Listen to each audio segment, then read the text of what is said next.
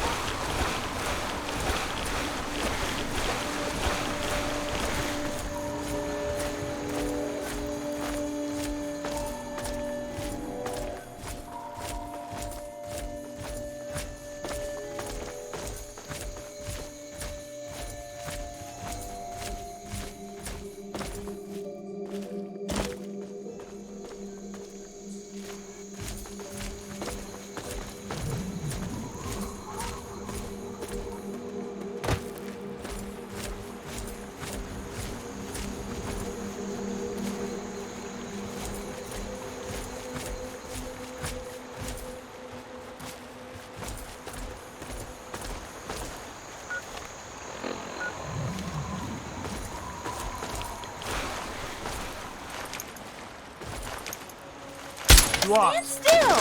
At least that wasn't too hard.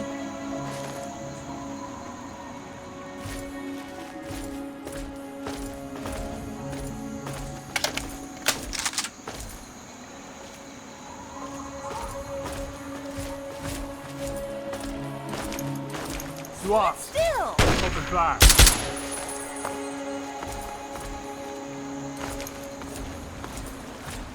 About time. At least that wasn't too hard.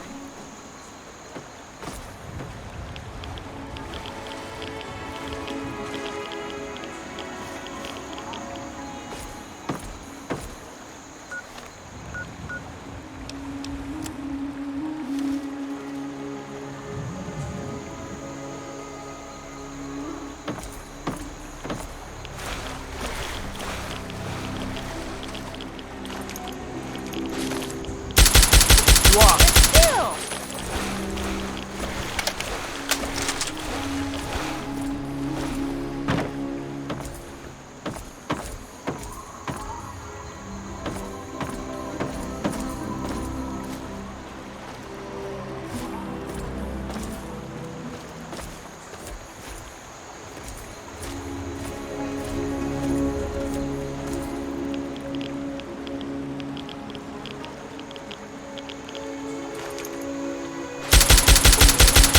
Dead! Stand still!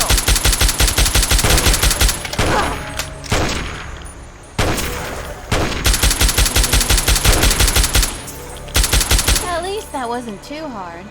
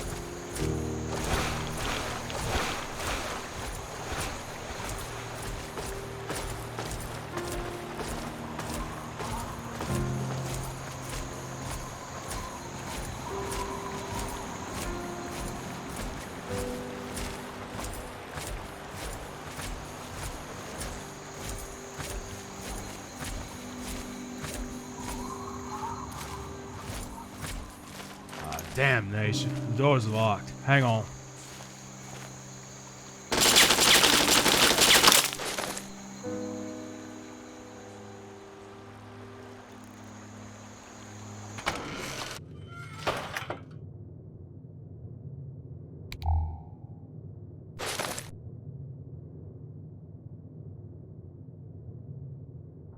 Newbie!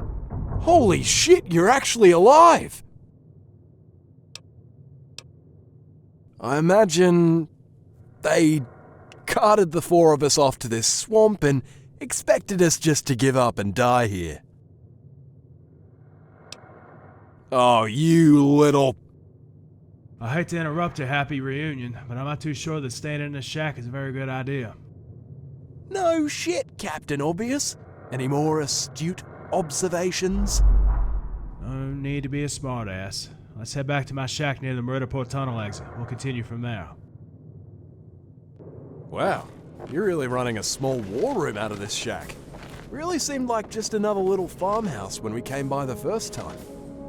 Keeping our outward appearance of a farm hasn't been the easiest thing to do. No one really pokes around too much anyway.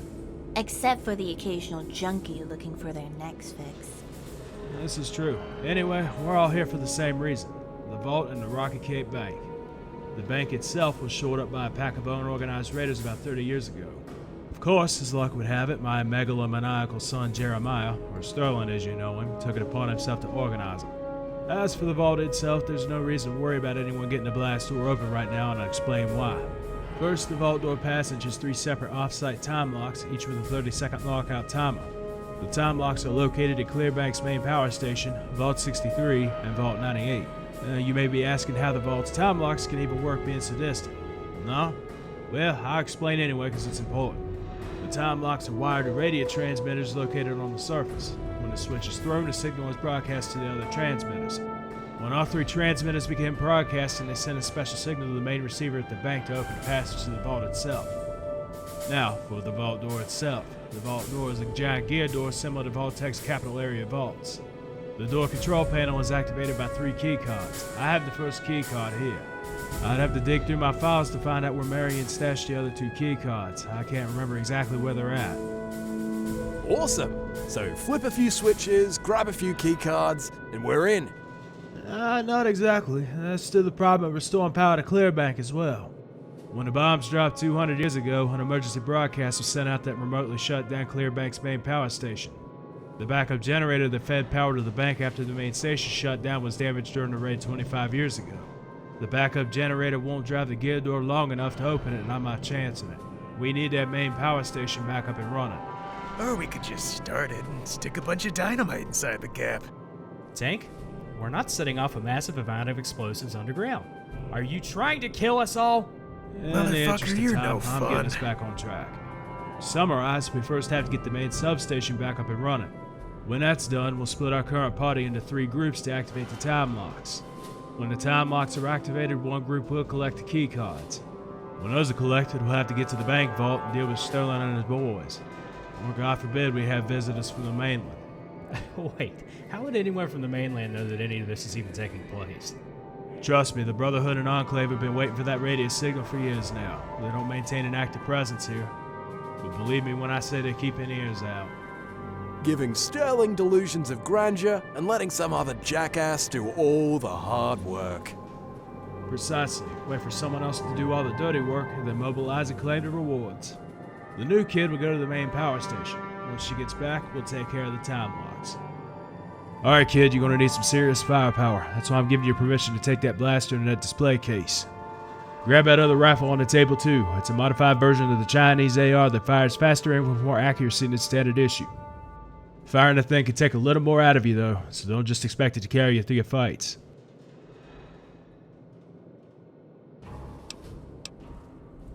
Don't mention it. You'll likely need it if pirates start running around the island in greater numbers after the jail situation.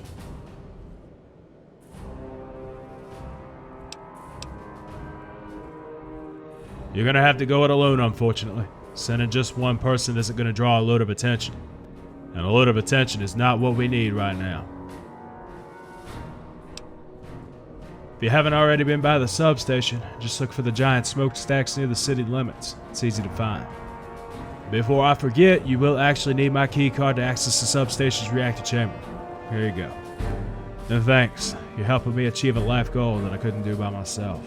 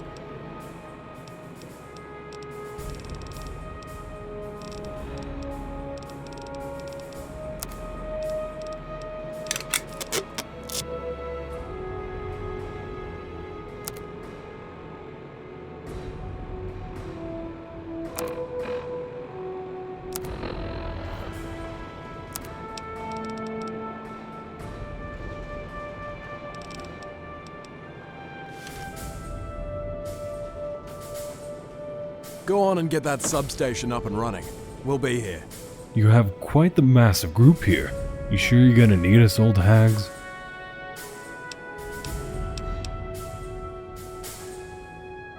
Well, to start, Mary and I were headed across the Midwest about 30 years ago when we were approached by this huge guy in dorky glasses.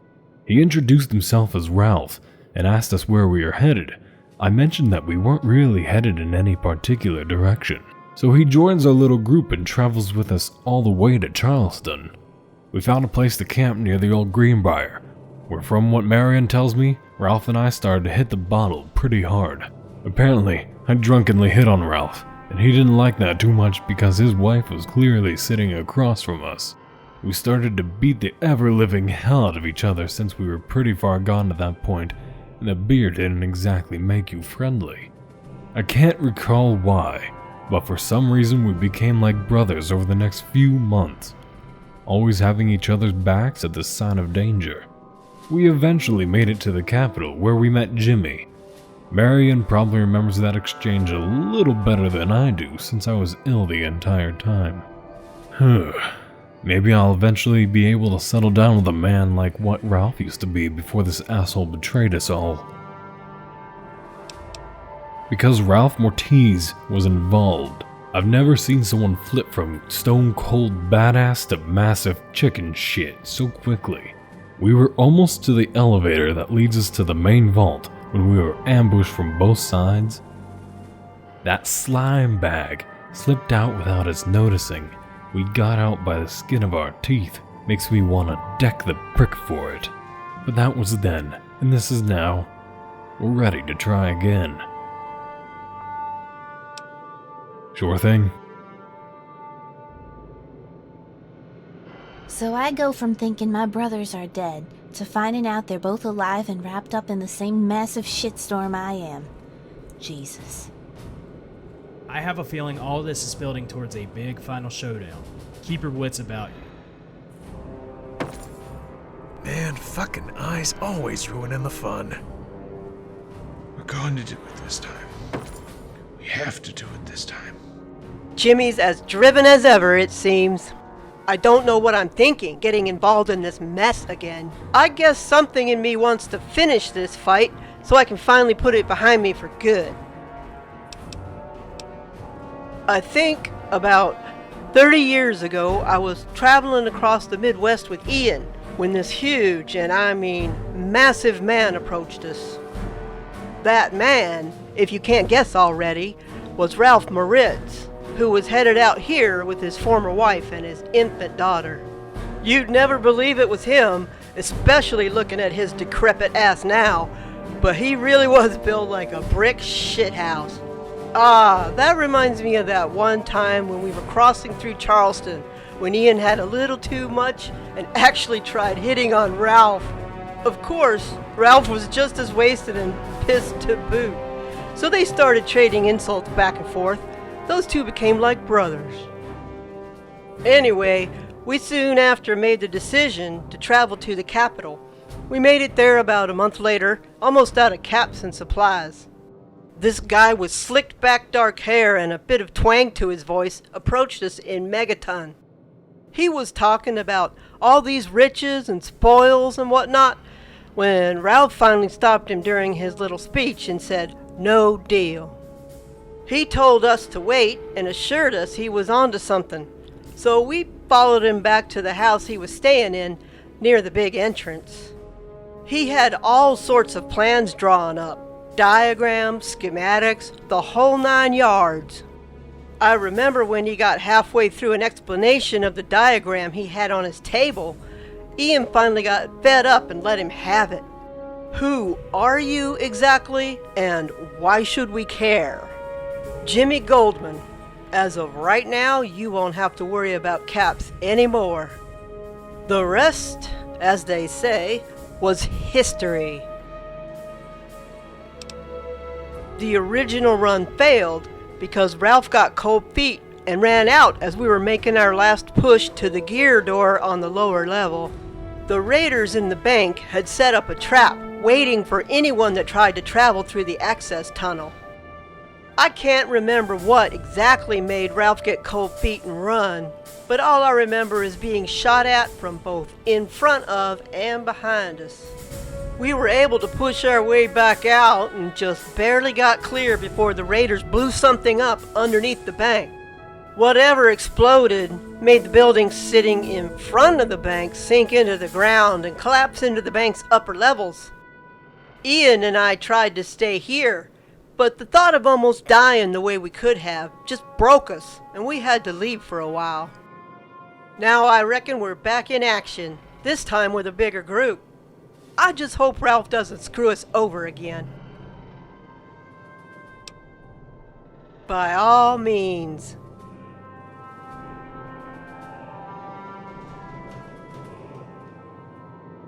Some real shit's about to go down.